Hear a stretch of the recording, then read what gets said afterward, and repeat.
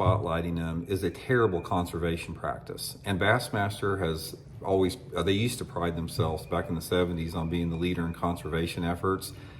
When you are trying to catch bass, when they're trying to spawn and lay eggs and reproduce, and you're trying to interrupt that cycle that is so critical for the sustainability and the future of our sport, that is, I don't understand why this continues to go on to this day. And first of all, before we get into this, everybody say, "Oh, Randy, you're a hypocrite. You fish tournaments on the spawn all the time." That's because we have to. If you want to be a professional tournament fisherman, you have to go where the schedule's at. We can't set the schedule.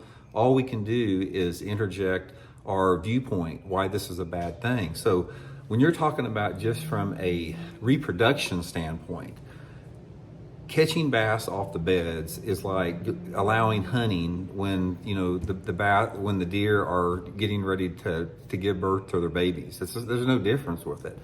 So I don't understand why it's so difficult for tournament organizations just to not have bass during the prime spawning periods. It's like, why can't you have the tournament, have them in January, have them in December, have them in November, stop having them in between mid-March and the last part of April when the predominant spawning is going on. It's so easy to get around that. And here's the thing by doing that, it's like, not only this is a terrible conservation practice, but think about this for a second.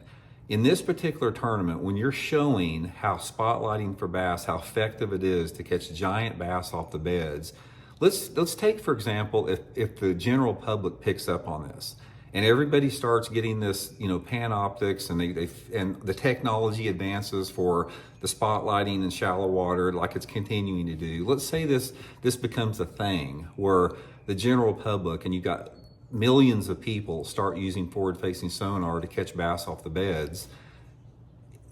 Is that not obvious what's going to happen? People say, "Randy, you're full of it. You don't have any data or any type of proof that forward-facing sonar harms the fisheries." You can't tell me that if you got thousands and thousands and hundreds of thousands of people using forward-facing sonar to catch big female bass off the bed and take them off the nest while they're trying to lay eggs, take the male bass off the bass while they're trying to guard the fry, the whole 9 yards.